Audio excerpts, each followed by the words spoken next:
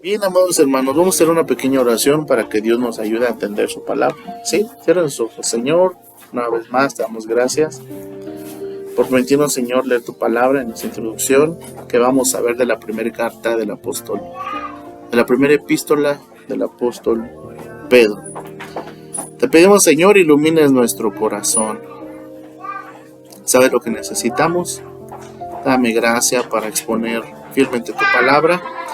Y dale gracia al oyente, Señor, que pueda hacer lo adecuado para su alma, lo que necesite. En el nombre de Jesús nuestro Señor. Amén. Bien, les decía que vamos a ver versículo a versículo esta carta.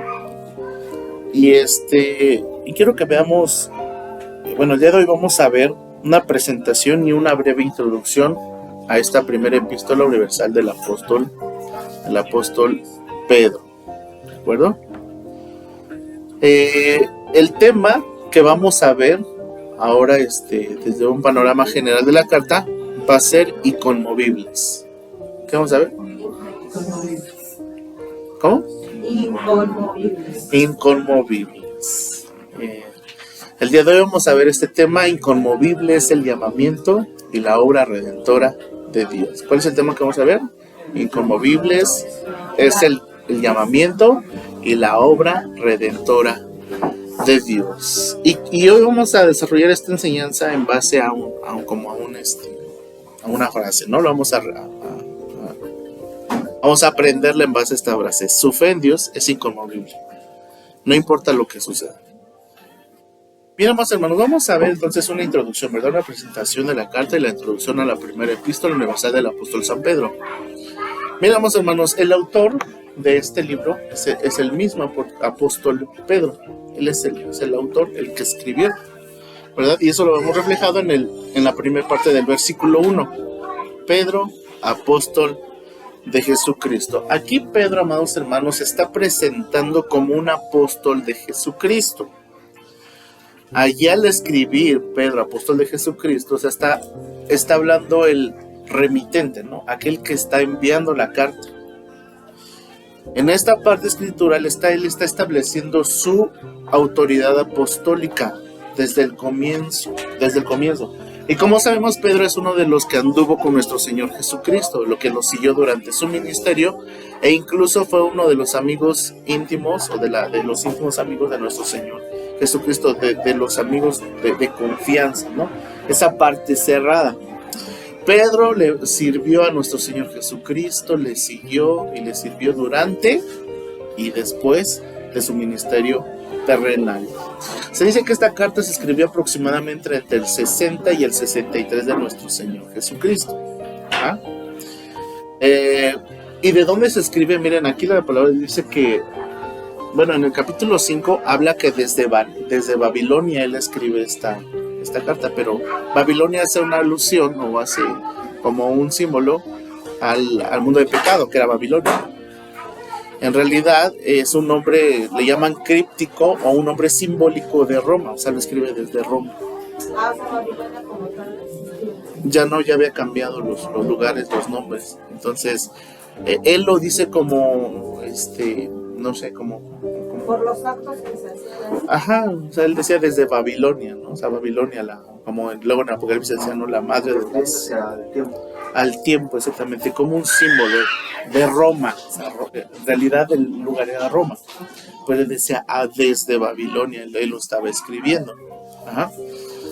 Vamos a ver la segunda parte del versículo. Dice, a los expatriados de la dispersión en el Ponto, Galacia, Capadocia, Asia y Bitinia.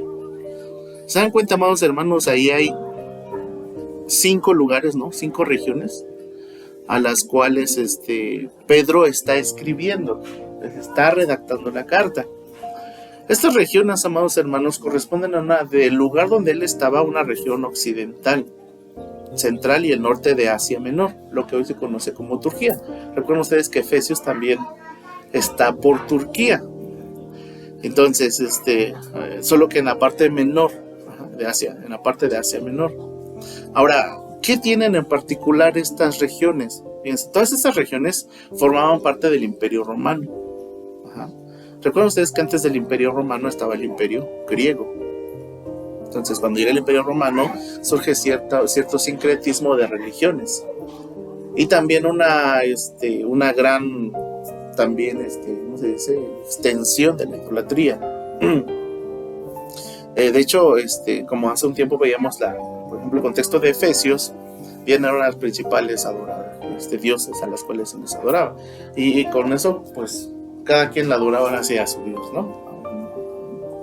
Entonces, vamos a ver algunas cosas específicas de estas regiones. Fíjense que estas formaban parte del Imperio Romano y todos estaban bajo esa influencia cultural y política. Estaban influenciados en la vida económica, en la vida social. Muchas de ellas tenían centros comerciales importantes. Regiones con economías basadas en la agricultura y en los recursos naturales. O sea, cuando hablamos de la vida económica, estamos hablando nosotros que dependían del gobierno político de Roma. O sea, si Roma establecía o decía algo con respecto a los aspectos económicos, todos ellos se tenían que sujetar a lo que Roma decía, ¿no? En cuanto a la religión y a la cultura, hermanos, había mezcla de influencias griegas, donde ya había un sincretismo, una unidad, o sea, obviamente un sincretismo va a crear confusión, ¿no? Pero bueno, vienen las influencias griegas, pero también las influencias orientales, porque pues algunos eran orientales, tenían otro tipo de creencias, otro tipo de dioses, y las romanas, lo que nuevamente se estaba estableciendo. Debo decirles que en ese tiempo algunos adoraban a los emperadores, crearon unas estatuas, y dictadores, ¿no? Porque hacían que los adoraran, que los veneraran. Y bueno, en el contexto general, nuevamente, de la religión, tenían una vida religiosa muy, muy diversa.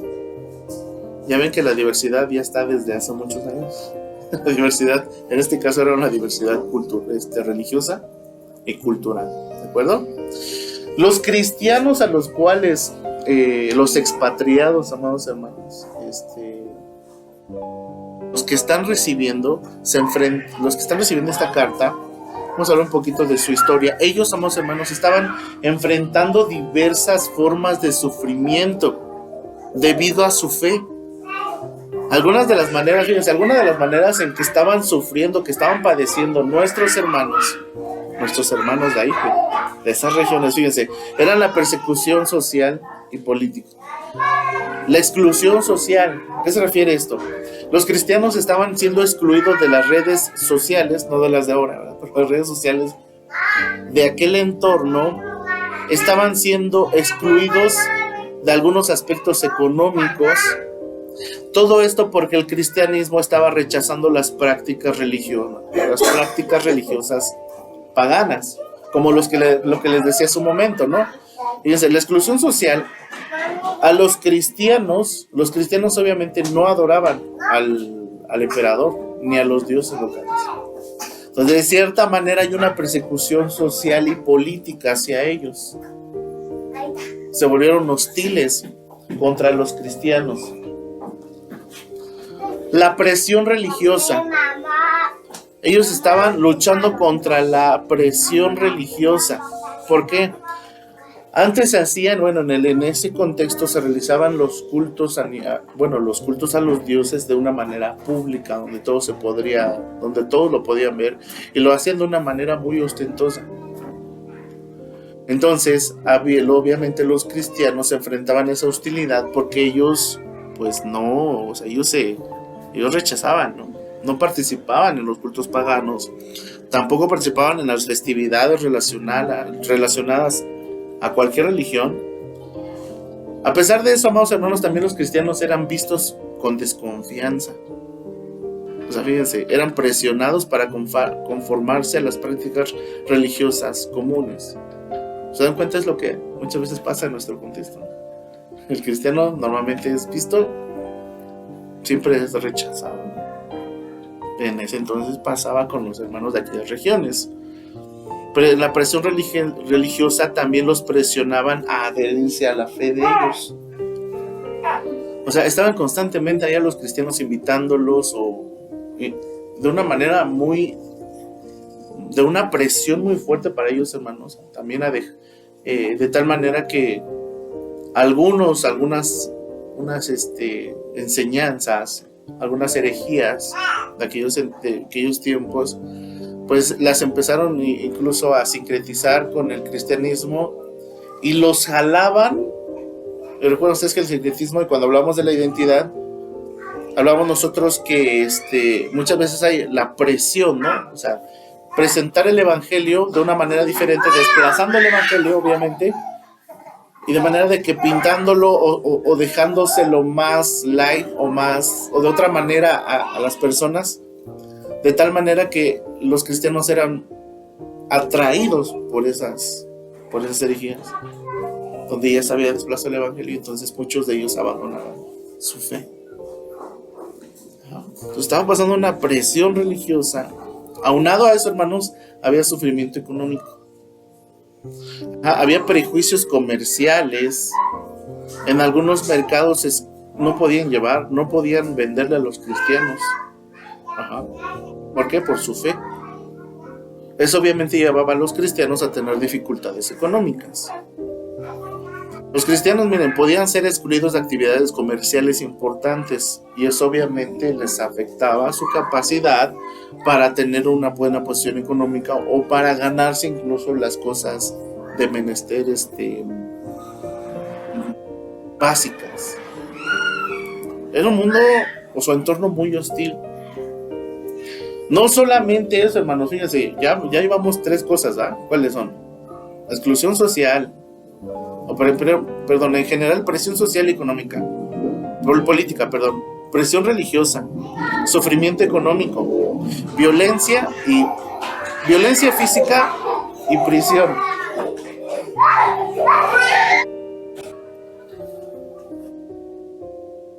Sufrimiento económico, presión religiosa, presión social y política. Y había otra más, hermanos: violencia física, fíjense, violencia física y prisión. O sea, aunado a ese contexto todavía, persecuciones locales.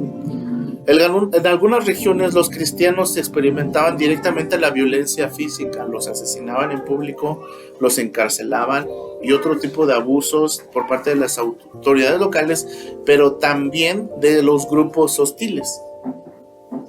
O sea, nada más un ejemplo, ¿no? Por ejemplo, aquí en Chiapas, donde hay persecución a los cristianos, ¿no? En Chiapas y en Guerrero, parece, varios otros lugares, Michoacán, donde nada más por el simple hecho de ser cristianos dicen: no los queremos, los queremos quitar y los matamos o los perseguimos.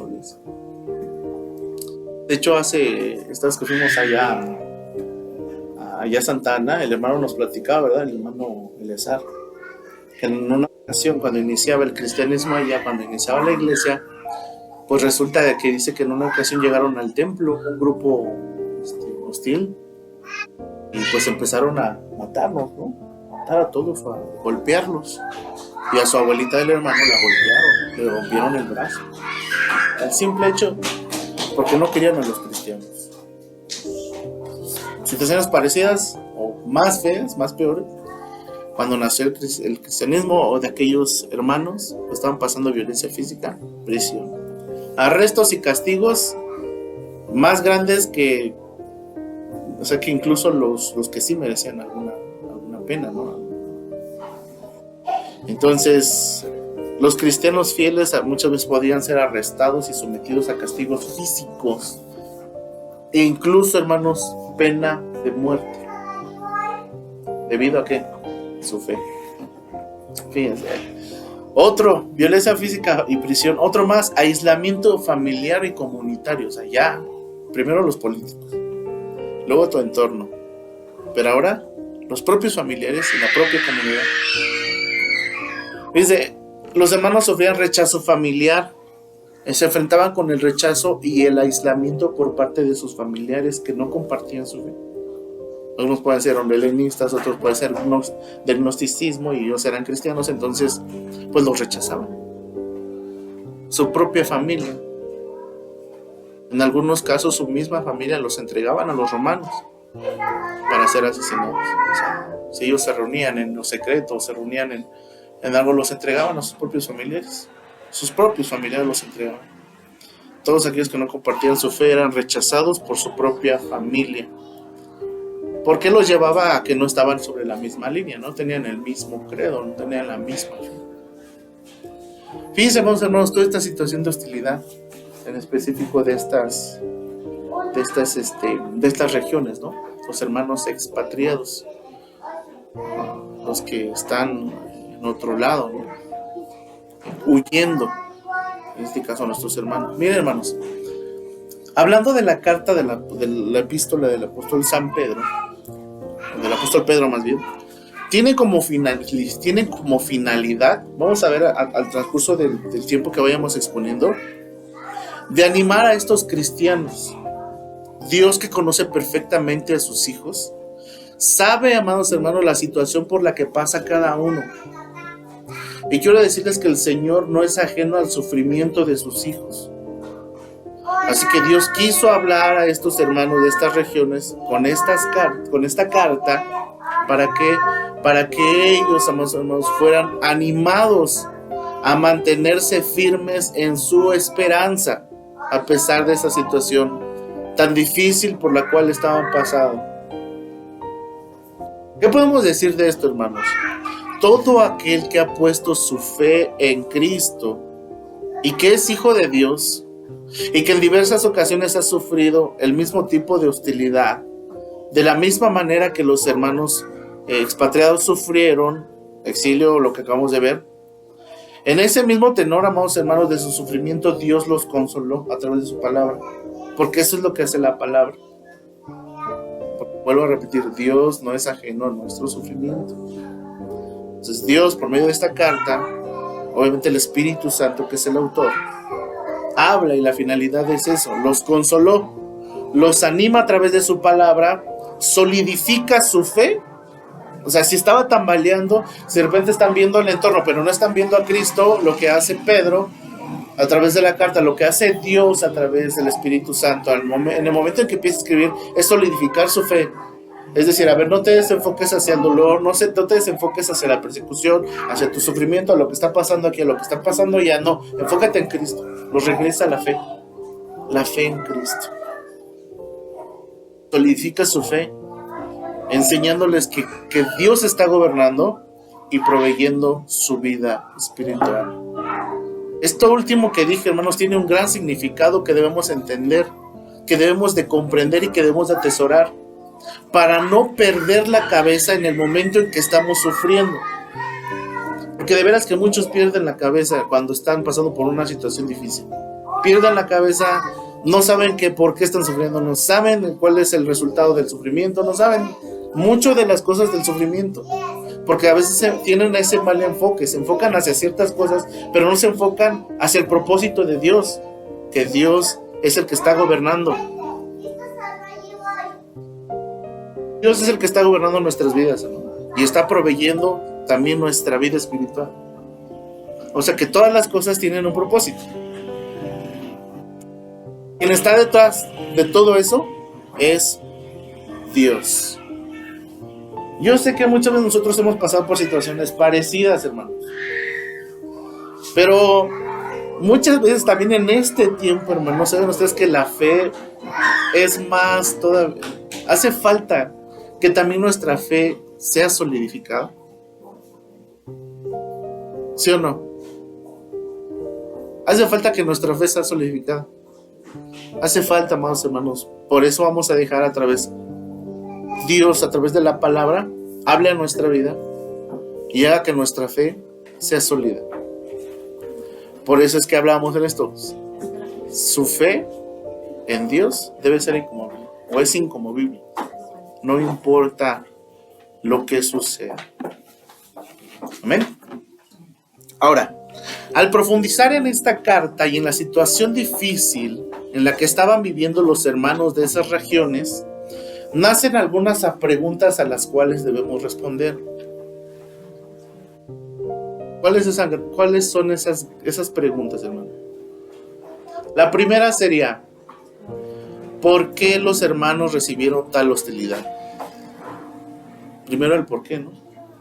¿Por qué están sufriendo los hermanos? O sea, de toda esa presión que acabamos de ver hace un momento, ¿por qué? ¿Por qué pasó? La segunda pregunta, ¿qué hicieron los hermanos para soportar tanto? O sea, ya vimos todo el sufrimiento, pero ¿qué hicieron los hermanos?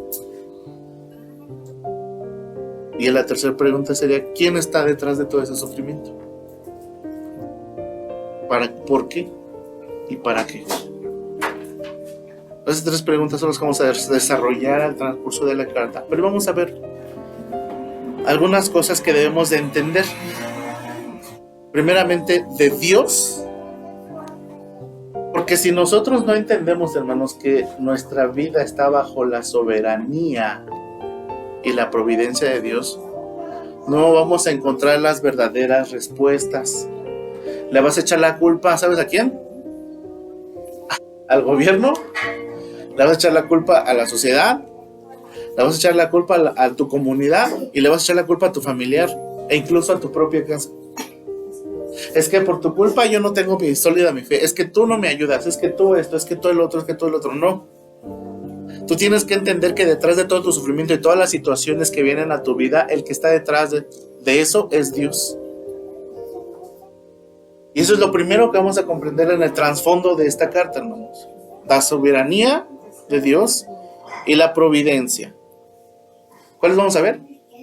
La soberanía de Dios y la providencia. Bien. ¿Qué es la soberanía de Dios, hermanos?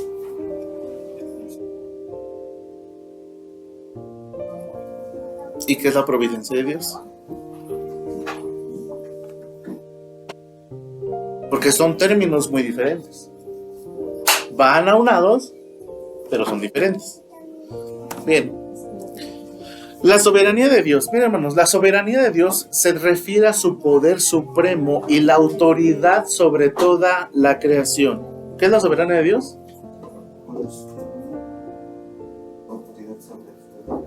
El gobierno de Dios. Su poder supremo.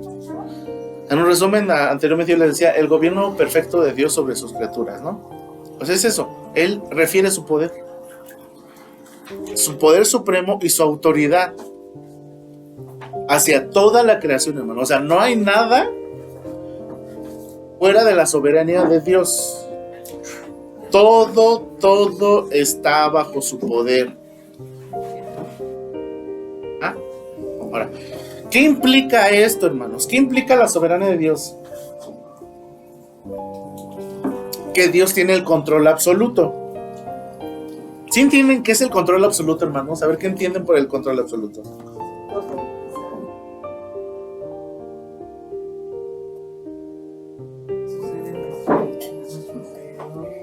Todo, absoluto, absolutamente todo. O sea, no podemos decir que las galaxias que no entendemos está fuera del conocimiento del Señor o fuera de su control. No. Dios está actuando soberanamente, incluso en la maldad, en lo malo. Él es el gobernante final de todo, hermano, de todo lo que existe. La soberanía de Dios también es que nada ocurre sin su permiso o fuera de su voluntad. Esto está claro, hermanos. A ver, dígalo usted. La soberanía de Dios, nada ocurre sin su permiso o fuera de su voluntad. O sea, no hay nada que no sea la voluntad de Dios. Es aquí que cuando nosotros muchas veces oramos y decimos, pues si es la voluntad de Dios se va a hacer, y si no es la voluntad de Dios, pues no se va a hacer. O sea, ¿cómo no va a ser la voluntad de Dios? No, la voluntad de Dios es, o sea, no es, y Dios no va a responder a como nosotros queramos, ¿no? Sino que el Señor va a responder conforme a su voluntad, y todo lo que pase va a ser su voluntad. Nada ocurre. Ahora, también la soberanía de Dios va a abarcar la capacidad de que Dios decrete todo lo que va a suceder. Este punto también es bien importante, hermanos. La capacidad de que Dios decrete todo lo que va a suceder y su control sobre el curso de los eventos del universo. Si nosotros miramos hacia la historia, hermanos, vamos a ver siempre presente la inconmovible soberanía de Dios. ¿A qué se refiere con inconmovible? O sea, que no se mueve. Ahorita lo vamos a ver desde un poquito más claro. Pero si se dan cuenta al paso de la historia, luego nos ponemos a pensar, ¿no?, en el Génesis. ¿Y qué tal que no hubiera pecado, no? Eva. ¿Y qué tal que no hubieran comido? ¿Y qué tal que el diablo los mataría ¿Qué tal que los mataba? ¿O por qué? O muchas veces se piensa, ¿no?, que el diablo interfirió en los planes de Dios. ¿Sí o no? Porque apareció en el huerto, entonces él intervino. ¿Y será que Dios no conocía eso? ¿Será que acaso que Dios no conocía el corazón del hombre? ¿No conocía que su creación era cambiante? ¿No conocía tampoco los propósitos del enemigo, del diablo? Pero muchos no logran comprender que todo está bajo el decreto de Dios, lo que va a suceder, y el control del curso de los eventos que van a pasar. Los cristianos han sido perseguidos y han querido desaparecerlos de la faz de la tierra, pero ¿saben por qué no se ha desaparecido? Por la soberanía de Dios. Más, un texto muy poderoso y muy maravilloso y hermoso acerca de la soberanía de Dios es lo de su palabra. Como dice, el cielo y la tierra, pero mis palabras. O sea, eso habla del decreto. Lo que el Señor dice se va a hacer en su tiempo cuando lo decrete. No importa lo que suceda alrededor, parece muchas veces que va a haber baches en el camino, pero todo eso está dentro de lo que Dios ya decretó y estableció, y nada va a interrumpir. Vean, le voy a platicar. La palabra de Dios, ¿saben ustedes? El paso del tiempo, al paso de la historia, ¿cuántos libros han sido quemados? ¿Cuántas copias de copias de copias de copias? Y nos lleva a pensar en la soberanía de Dios. Dios dijo, mi palabra va a ser. Y la quemaron y la destruyeron. Pero ¿qué pasa? Estamos encontrando nuevos pergaminos del Mar Muerto, ¿no? Porque su palabra no va a pasar. Porque Dios lo decretó y el plan de salvación se va a establecer así como Dios lo dijo. No, nadie va a impedir ni nadie va a estorbar la soberanía santa de nuestro Dios, hermanos. Dios tiene el poder absoluto, tiene el control total de todas las cosas, y Dios es libre de lo que hace. La palabra de Dios en su palabra dice en Isaías 46:10, mi propósito se cumplirá y haré todo lo que deseo. O sea, él no necesita pedirle a los ángeles o a alguien para decir, oye, ¿cómo ves? ¿Qué te parece que vamos a hacer eso? No, el Señor, fíjense que hay un extracto de la confesión de Westminster donde dice que el Señor, en su santa y sabia sabiduría, Él es la sabiduría, Él no pide a nadie consejo, sino de Él es el mismo consejo para poder gobernar y decretar lo que va a suceder, sin que nada se le pase al Señor.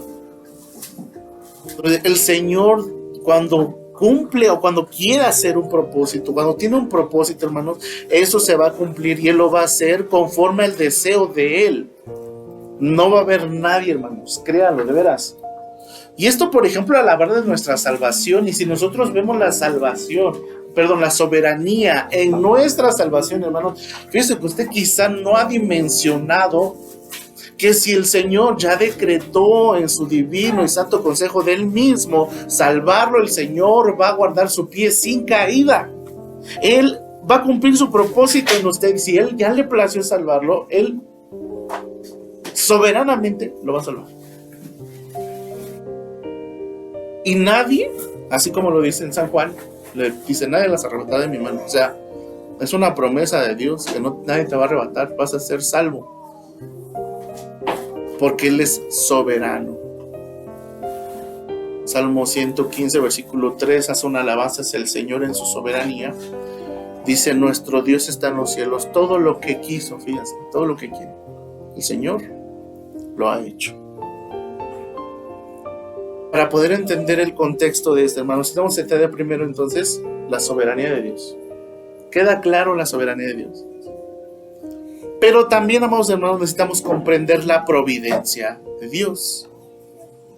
Y esto lo vamos a ver desde el contexto del por qué está sufriendo, o sea, de las preguntas que decíamos hace un momento. ¿Por qué? O sea, ¿para qué? ¿Qué propósito? ¿Por qué estaban sufriendo los hermanos? ¿O qué hicieron para aguantar tanta hostilidad? Primero, saber que Dios es soberano. 2, la providencia de Dios. ¿Qué es la providencia de Dios? Fíjense, la providencia de Dios se refiere al cuidado continuo y gobierno del universo, de todas las criaturas. ¿Qué es la providencia de Dios? A su cuidado continuo. Apréndanselo bien, porque si no, no va a entender incluso en su vida, ¿eh? Si usted no lo entiende, se va a enfocar en todo lo demás, pero cuando usted sufra o cuando pase por una situación difícil, lo va a enfocar hacia otro lado, pero no lo va a enfocar en la providencia de Dios. Eso tiene que entender usted, amada hermana, que la providencia de Dios, ¿qué es la providencia de Dios? ¿Qué es la providencia? El cuidado continuo y el gobierno del universo. O sea, ¿qué implica la providencia de Dios? Ahora, ya vimos la soberanía, ahora vamos a ver lo que implica la providencia de Dios. La providencia no solo implica que Dios creó el mundo. O sea, no es que solamente sea soberano, lo crea, sino que Dios crea el mundo, pero también lo sustenta. Dios crea el mundo, crea el universo, crea el cosmos, pero también lo sustenta. Y lo guía, escuche bien, lo guía hacia sus propósitos. ¿Ven? Esto es muy importante que lo comprendamos. No solo crea el mundo Dios, sino que también lo sustenta y lo guía a sus propósitos. O sea, providencialmente, Él hace que las cosas sucedan. O sea, la decretó. Por ejemplo, ¿no? La salvación. Dios decretó desde antes de la fundación del mundo la salvación. A quienes iba a salvar y todo. Él ya lo dijo y lo va a hacer. Lo dijo, pero ahora el hecho de que lo va a hacer, esa es la providencia. El decreto es la soberanía de Dios y la providencia es que Él guía todo para que suceda. ¿Sí, hermanos? ¿Queda claro la providencia y la soberanía de Dios? Ahora, a través de la providencia, Dios está involucrado en los detalles de la vida diaria y trabaja Dios para cumplir su plan redentor. No trabaja en favor nuestro, trabaja en favor de Él, para su gloria. Y a sus hijos, todo lo que hace en su vida, ¿para quién creen? ¿Para qué creen que es, hermanos? Para su gloria.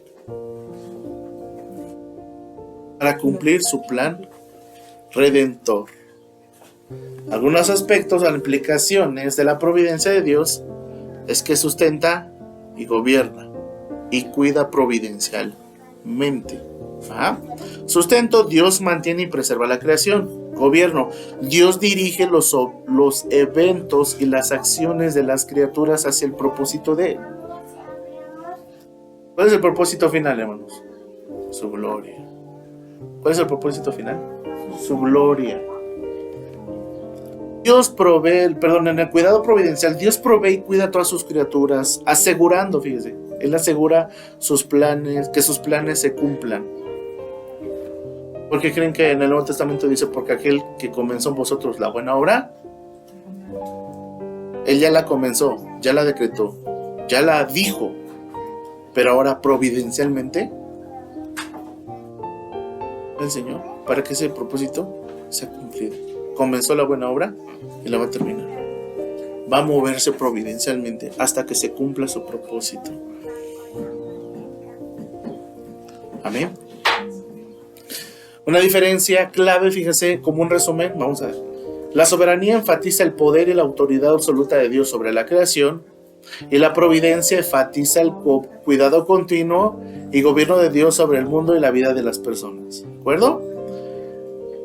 Otro resumen. Soberanía, control y dominio supremo de Dios.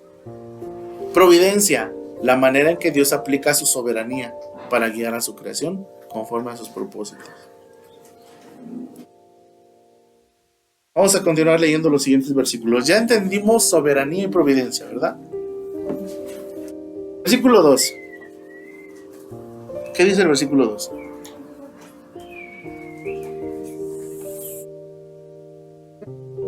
Conocimiento de Dios Padre por la obra santificadora del Espíritu para obedecer a Jesucristo y con su sangre.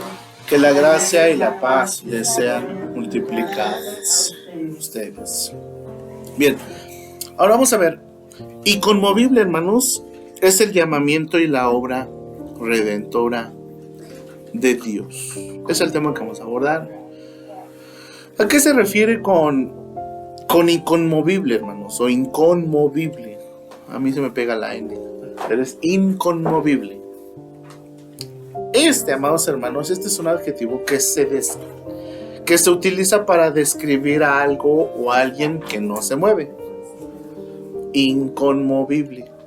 O sea, no hay como ¿no? La raíz o sea, no se puede mover, no se altera, permanece firme a pesar de las circunstancias. Nosotros tenemos a un Dios inconmovible, hermanos.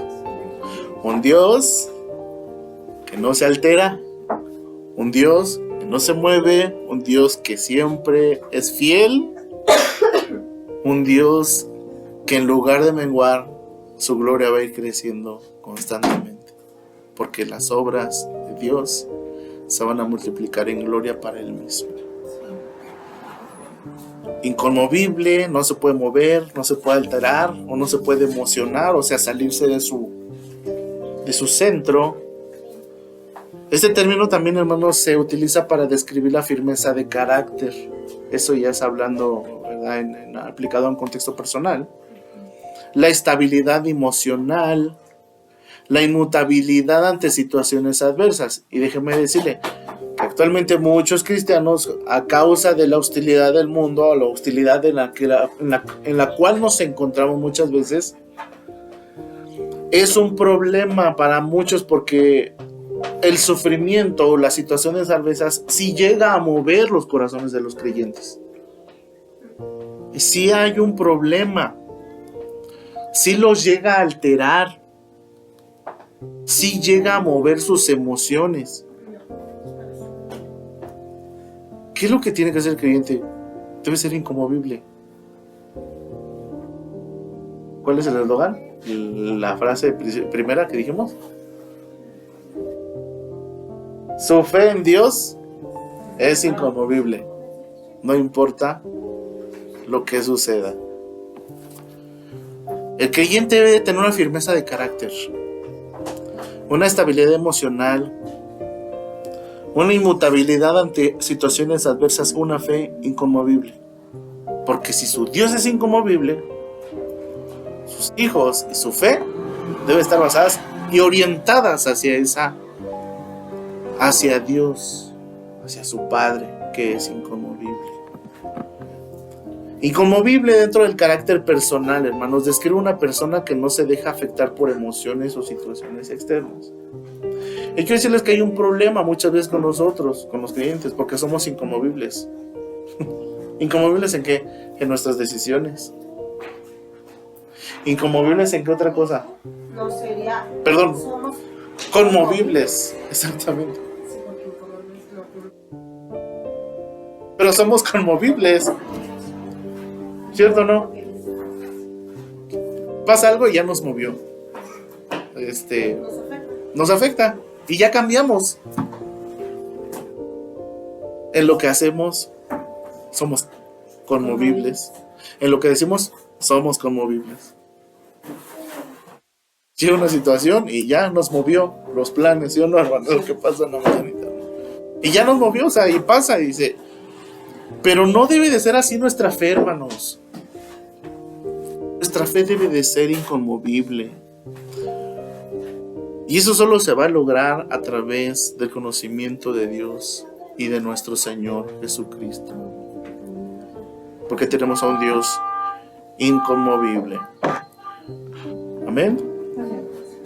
Entonces, En esta carta, hermanos, Pablo está presentando la obra redentora en este versículo, en el versículo 2, Pedro está presentando la obra redentora de nuestro Señor Jesucristo como una colaboración divina, o sea, la obra redentora de Cristo en la colaboración divina Padre, Hijo, Espíritu Santo, donde está involucrando la elección. O sea, si tenemos un Dios inconmovible, entonces inconmovible va a ser su elección.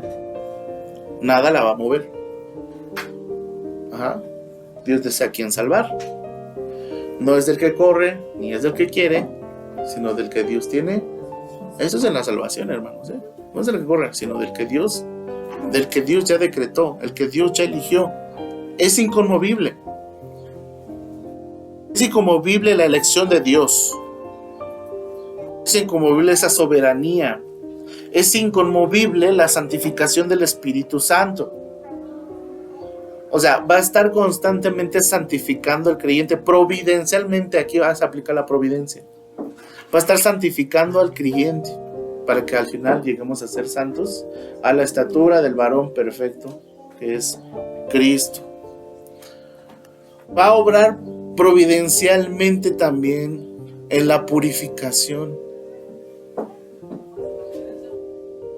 Y obviamente, amados hermanos, lo maravilloso del Evangelio, que también inconmoviblemente vamos a ser nosotros consagrados mediante la sangre de nuestro Señor Jesucristo.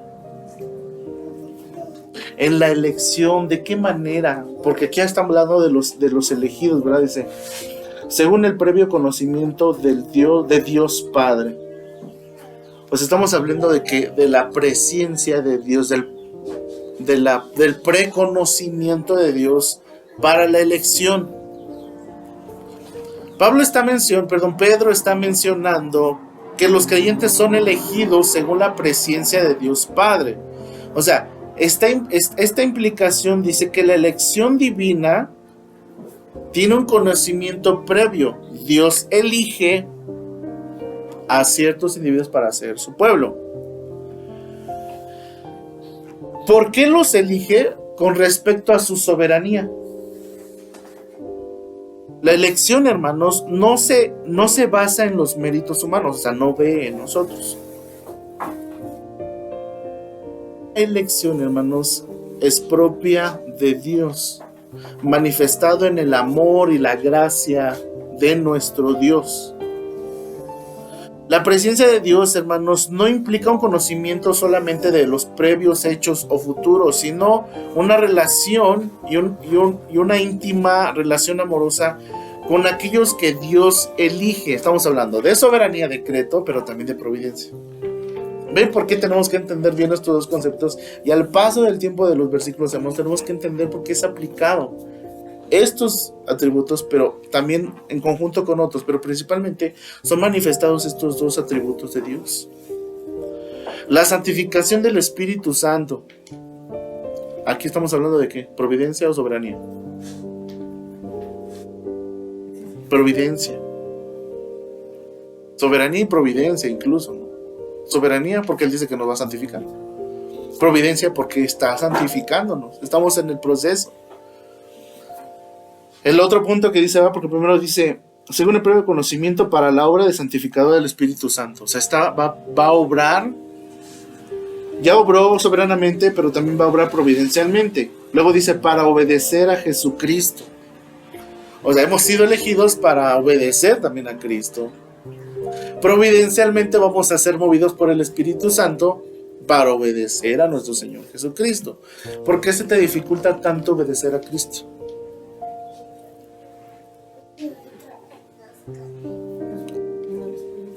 ¿Por qué no tienes al Espíritu Santo de Dios? Ayer platicaba con una persona y me decía, es que se me dificulta tanto dejar el pecado. Le dije, hay que tener cuidado, porque si constantemente estás reincidiendo en tu pecado, eso va a denotar que no eres una persona salvada y que no tienes al Espíritu Santo de Dios. Porque el Espíritu Santo de Dios es que Dios ha provisto el Espíritu Santo desde el momento en que nos convertimos. ¿Para qué? Para poder obedecer a Cristo. Ahí está claramente. Nadie puede obedecer por su propia voluntad. sino es porque el mismo Dios opera en el corazón a través del Espíritu Santo. Nuevamente es aplicable este texto porque Él pone el querer como el hacer por su buena voluntad. Porque aquí yo enviaré un consolador, el Espíritu de verdad, el cual el mundo no le conoce porque no le puede ver, pero vosotros le conocéis porque está en vosotros y será con vosotros. Fíjense, está en vosotros providencialmente y será otra vez la providencia y será en vosotros. ¿Cómo? Va a operar providencialmente. Él les enseñará todas las cosas, os recordará todas las cosas que os he enseñado. Ahí está la providencia de Dios. Maravilloso es nuestro Dios. Eso es en qué leímos, en todo, hermanos, en lo absoluto. En lo absoluto, hermanos. Ahora, el propósito de la elección y la santificación, amados hermanos. Hay otra cosa, es también la providencia del rociamiento de la sangre de Jesucristo, pero dice, para obedecerle y ser rociados con su sangre. Esto nos recuerda, amados hermanos, al Antiguo Testamento, cuando en un acto de purificación y consagración, ¿recuerdan ustedes que Moisés rocía la sangre del sacrificio sobre el pueblo para sellar el pacto entre Dios e Israel? Del mismo modo, amados hermanos, providencialmente, soberanamente, y de una manera decretada, o sea, por la soberanía de Dios, Dios decretó que su hijo iba a morir. Y yo les pregunto, ¿hubo algo que impidiese la muerte de Cristo?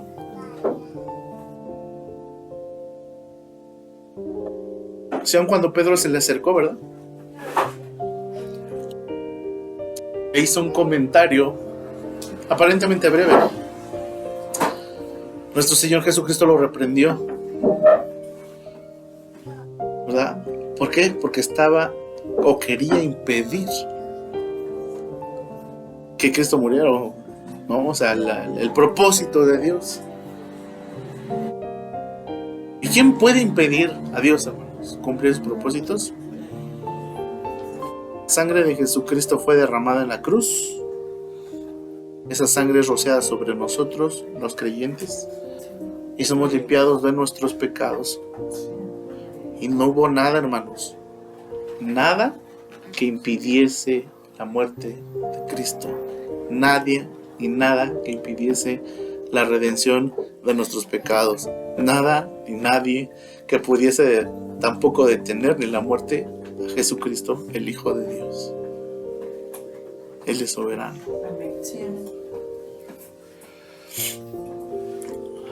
La última parte, amados hermanos, dice que la gracia y la paz les sean multiplicadas a ustedes. Si ustedes leen las cartas, muchas de ellas inician y a veces terminan con esto de que la gracia y la paz, porque es un saludo y una despedida. Pero vamos a ver algo tan hermoso, algo tan hermoso dentro del contexto de esta carta, el por qué les está deseando Pedro, siendo lleno del Espíritu Santo, la gracia y la paz.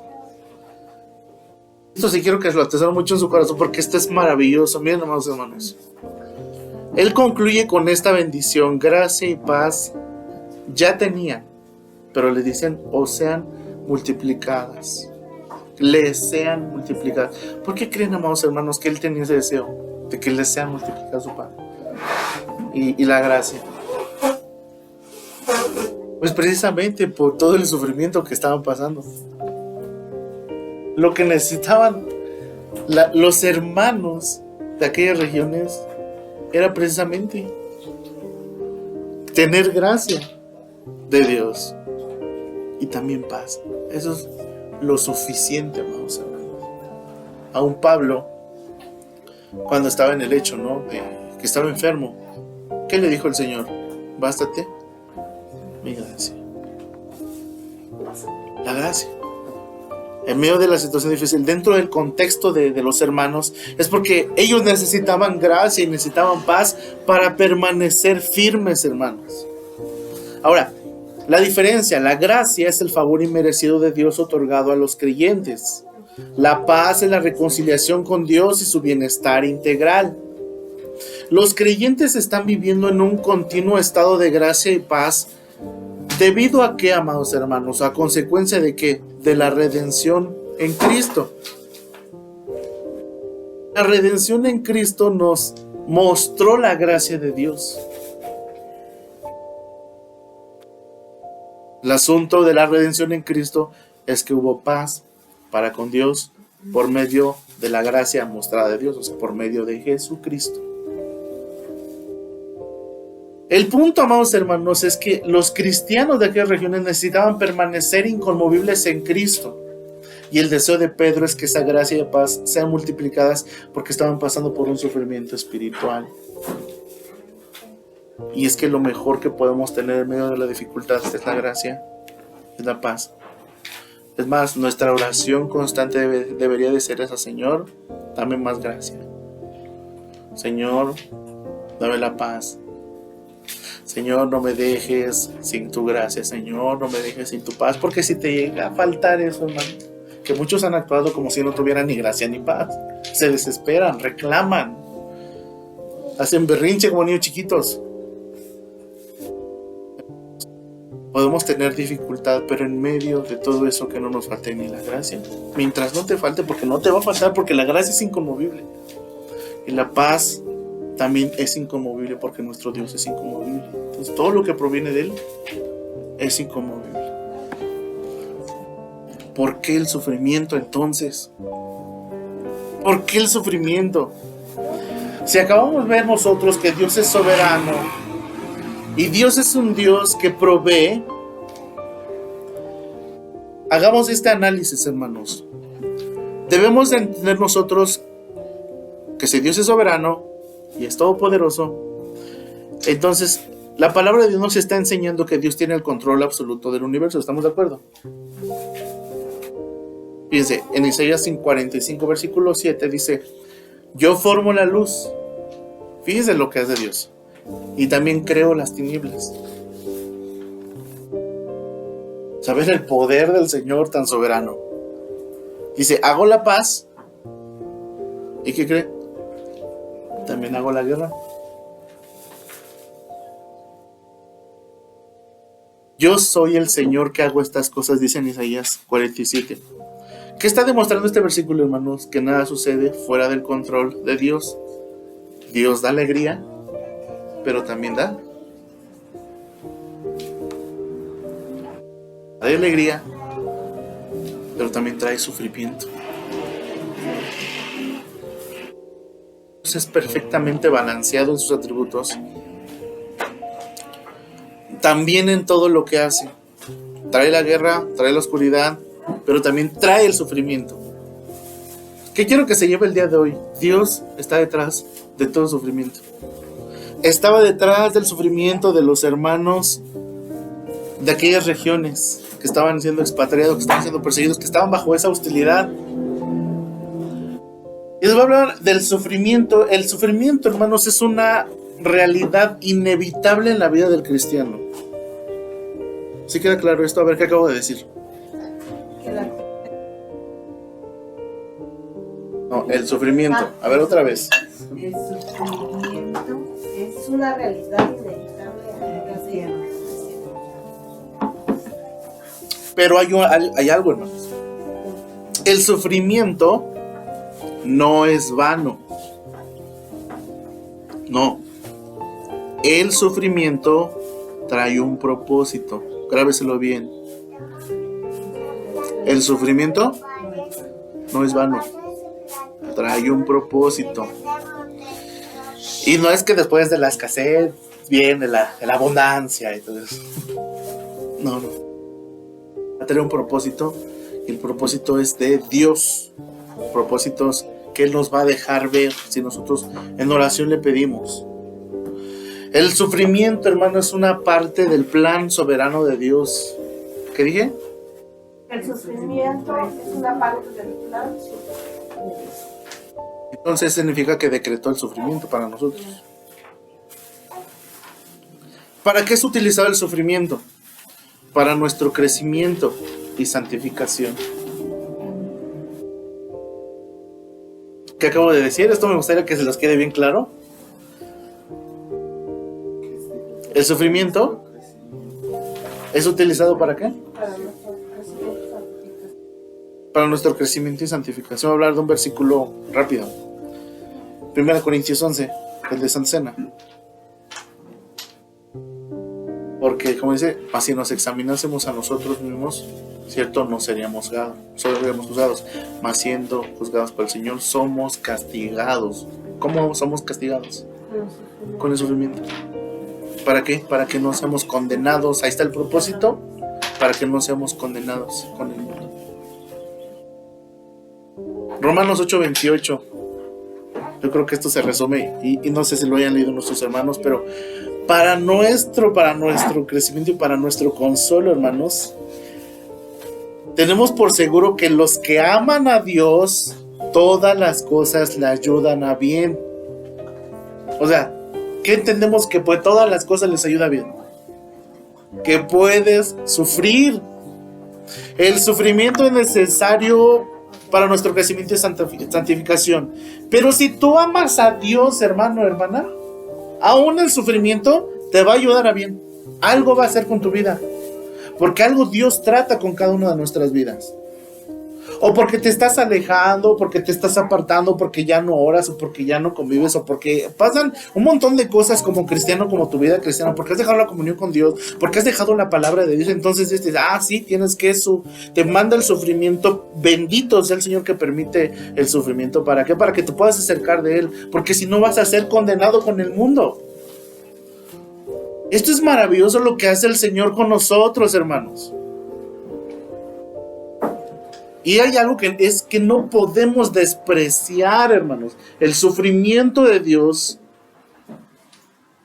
no debemos de hacerlo, hermanos. Jamás. Sería como decir al Señor que te está dando un chocolate. No lo quiero, no, dale a un niño, ¿a poco te va a decir que no? Es rechazar, es afrentar al Señor. Rechazar el sufrimiento. Entonces, ¿qué con el sufrimiento? Mira, el sufrimiento nos va a unir a Cristo. Filipenses 3:10 dice que expresa el deseo de conocerle a Él y en el poder de su resurrección y en la participación de sus padecimientos. Y ahí está la clave, llegando a ser como Él en su muerte. ¿Quién quiere sufrir en esta vida? Es más, como ustedes cristianos,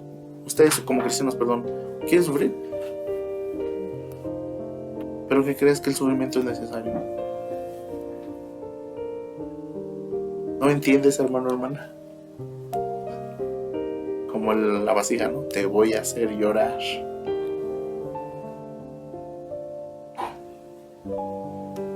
¿Piensas que tu vida está a la deriva? No. Hay alguien que soberanamente está actuando en tu vida, pero también providencialmente.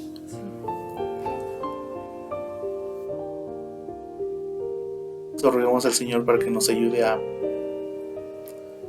más bien para que muestre su providencia en medio de la adversidad. El sufrimiento es una parte integral, hermanos, y es necesario. Porque si no hay infierno, no hay gloria.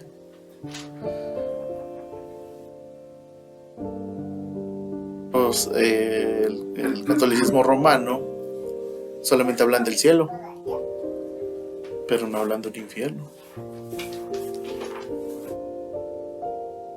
El sufrimiento es necesario para, fíjese bien, para que para la próxima vez usted que se pregunte, bueno, ¿por qué estoy sufriendo? Ahí le voy a dar unas notas. Purificación y santificación.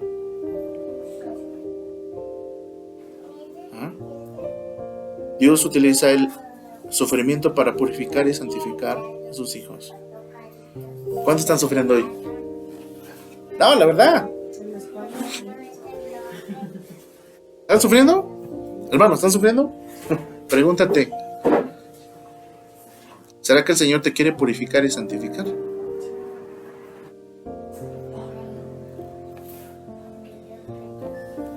O el sufrimiento también es para que perseveres.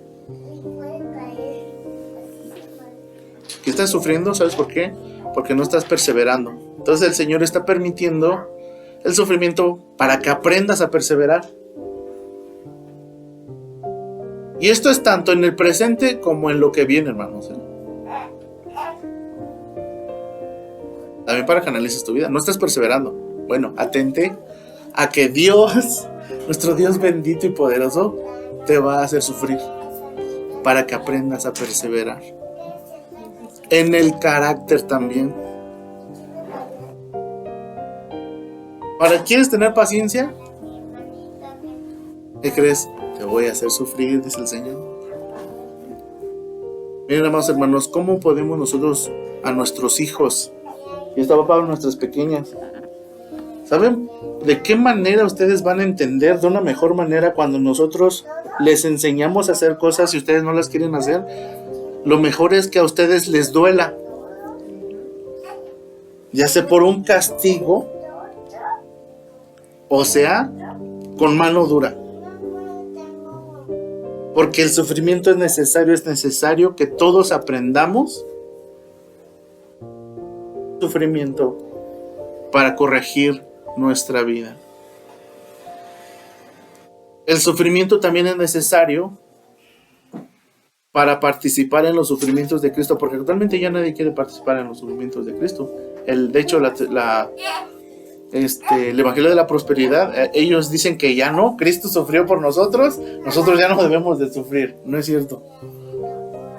Mira, el sufrimiento viene también para que entiendas un poco de lo que Cristo sufrió. Yo me pregunto, ¿los hermanos de aquellas regiones no habrán pasado por los sufrimientos que Cristo pasó? Claro que sí. Y algunos lo vieron incluso hasta la muerte, ¿no? ¿Qué otra cosa? ¿Por qué viene el sufrimiento? Para disciplina y para corrección. Repito, en tiempo presente, pero también en un tiempo futuro. Analiza cómo estás. Si estás sufriendo hoy, quizá el Señor te está disciplinando. Quizá también te está corrigiendo. Pero también no esperes la disciplina y la corrección. Más bien analiza. Porque quizá no estás siendo una persona disciplinada. El Señor te va a tener que disciplinar y te va a corregir. Pero qué bueno, hermano. Porque recuerda que quién es hijo o qué hijo es aquel a quien el Padre no disciplina.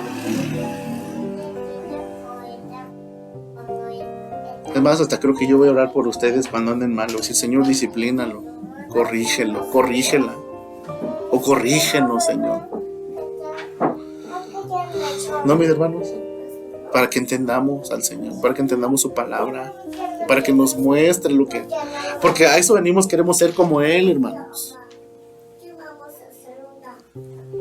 También el sufrimiento es para testimonio. Y no se vaya a enfocar que solamente es por castigo, disciplina, enfermedad. No, también es por testimonio. El sufrimiento muchas veces Dios lo permite también como para que después de la tormenta venga la calma y tú puedas dar testimonio. Y la gloria a Dios. Dice 1 Pedro 4:16. Pero si alguno sufre como cristiano, dice, no se avergüence. O sea, el sufrimiento no es para avergonzarse, hermanos. Dice, sino glorifica a Dios por ello. 1 Pedro 4:16. Lo que vamos a ver más adelante.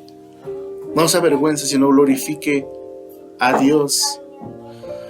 Todo esto dentro de un contexto de que así como Dios da sufrimiento, después nos va a llevar a la gloria. Promete que Dios en Apocalipsis 21, que va a enjugar toda lágrima de los ojos de ellos y no habrá más muerte, ni habrá duelo, ni habrá clamor, ni dolor, porque las primeras cosas han pasado. O sea, el Señor está prometiendo que va a limpiar y va a quitar todo nuestro sufrimiento. En el Salmo dice, de la noche viene el llanto, pero a la mañana vendrá la alegría. Va a terminar. Por eso, amados hermanos, en esa esperanza futura debemos de tener la fortaleza para soportar las pruebas presentes. Nuestros hermanos lo pasaron, hermanos. Fue solidificada su fe, fueron afirmadas su fe en la palabra. Por eso es que necesitaban la gracia y la paz de Dios.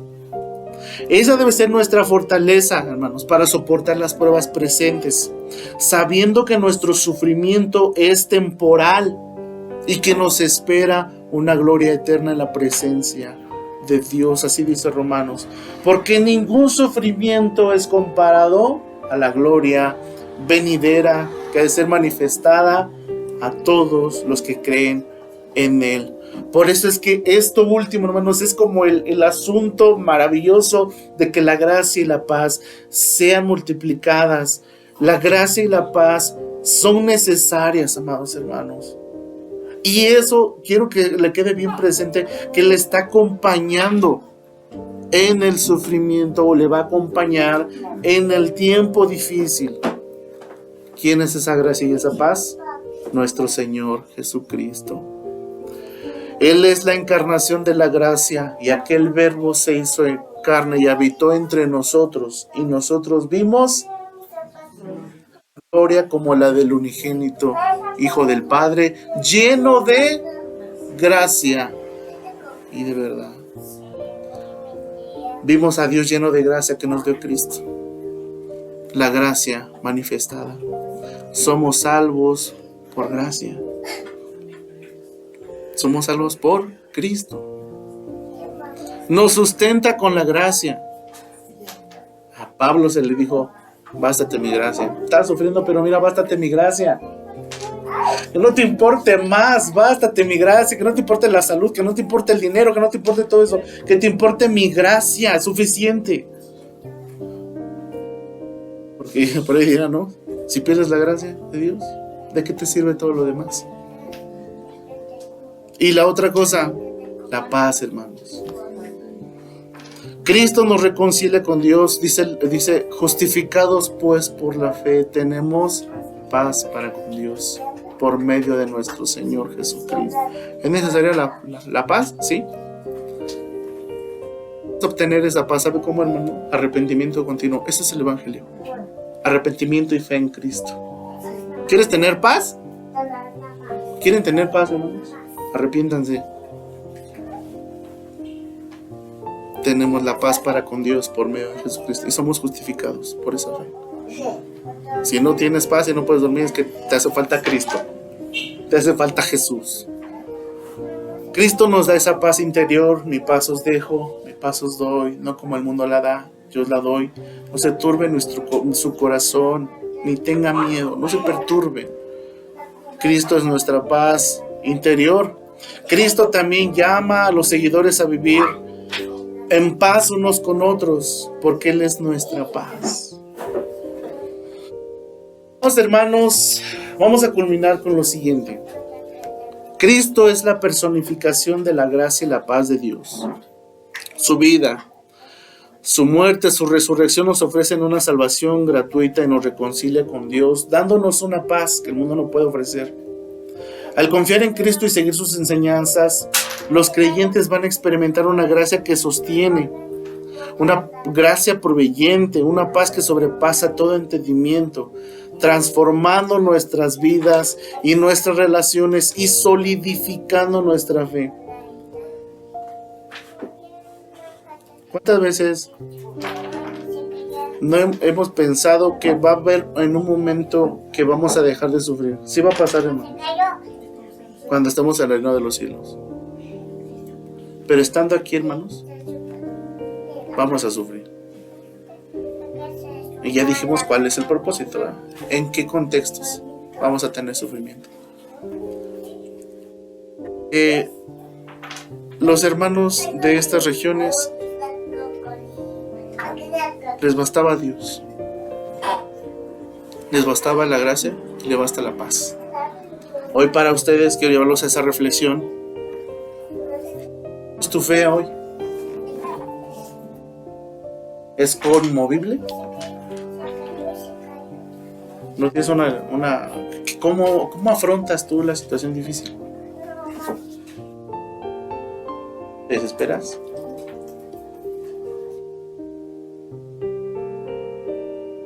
Ve en todo tu contexto la hostilidad que está. Sabes que va a estar presente. Esto no va a cambiar, va a empeorar, la sociedad va a empeorar, va a venir más maldad, van a ser más hostiles. Vas a reaccionar de la ciudad, pero también cómo vas a reaccionar al llamamiento de Dios a través de la corrección, a través de la disciplina. Si tienes una fe inconmovible, hoy es tiempo de que pongas tu fe en Cristo. Pídele gracia y paz. Pídele que Dios sea ese Dios inconmovible. También tú tienes una responsabilidad de creer en Él. Así como Él es el dueño de todo. Y Él siempre da de todo. Y siempre provee todo. Tiene una demanda para tu vida. A que tú también pongas toda tu confianza en Él. Su fe en Dios todavía no es inconmovible. Pero ¿sabes qué? Debe de ser inconmovible. Y esto no importa lo que suceda. Amén. Vamos a dar gracias a Dios. Medita en esto. Y sea confrontada en su vida a la luz de la palabra. ¿Cómo es su fe, hermanos?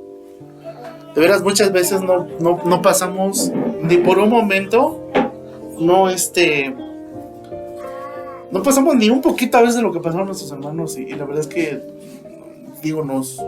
muchas veces, y a veces por algo tan sencillo, hermano, nos volvemos locos, dicen por ahí. El creyente se vuelve loco. Tiene una fe sólida, una fe conmovible, una fe inconmovible. Puede orar a Dios. Que la gracia y la paz nunca nos falten. Oramos a Dios, cierra sus ojos. Bendito Señor y buen Padre Celestial, te damos gracias por tu palabra. Gracias porque tú eres bueno y maravilloso. Gracias, mi Señor Jesús, que para siempre es tu misericordia. Esta breve introducción, Señor, para conocer esta carta inspirada por tu Espíritu Santo a través del apóstol, Señor, de tu siervo Pedro. Y nos llevaste, Señor, a través de la historia para que veamos el sufrimiento y la situación tan hostil y tan terrible que pasaron nuestros hermanos de aquellas regiones. Y que tu siervo, Señor, hablando tu palabra y escribiéndola, nos recuerdas y les recordaste, así como a ellos, nos recuerdas ahora a nosotros que tenemos un Dios inconmovible. Por eso el tema, Señor, que voy a tratar es inconmovibles. En todo lo que haces tú, Señor, eres inconmovible. Y también quieres ser cristianos inconmovibles, que no se muevan fácilmente, que su fe sea sólida, que su fe sea fuerte. Mira, Señor, cuántas veces nosotros no hemos entendido, Señor, este mundo hostil. Y hay creyentes que no reaccionan de la manera correcta porque todavía no maduran. Pero en el nombre de Jesús te suplicamos, por favor, que nos lleves ese proceso, Señor, de madurar. No va a ser, Señor, de otra manera más que a través del sufrimiento. Así solamente vamos a aprender. Te pido en el nombre de Jesús que ayudes a esta iglesia, Señor, parte de la iglesia universal, Señor, estos hijos tuyos que hoy están aquí escuchando tu palabra, que los ayudes en medio de su sufrimiento, Señor, porque es cierto, todo el tiempo padecemos, todo el tiempo, Señor, pero que no sea vano. Te suplicamos, Señor, que nos ayudes a ver el propósito, que no nos desesperemos. Ayúdanos, Señor, a ver el propósito a través de nuestro sufrimiento, que el mayor propósito es el mejor, Señor, el mejor es tu gloria. Ayúdanos a entender tu soberanía en nuestra vida, a entender tu providencia en nuestra vida, Señor, y así siempre tu nombre siga siendo glorificado. Señor, esta exposición, bendícela al transcurso de los días, Señor. Ayuda a tus hijos a entenderla y a ponerla por obra. Gracias, Señor. Algunos han de salir, otros han de quedar. Te suplicamos, Señor, que los lleves con tu bendición y tu nombre, Señor, sea siendo glorificado durante el día y durante los próximos días. En el nombre de Jesús. Amén.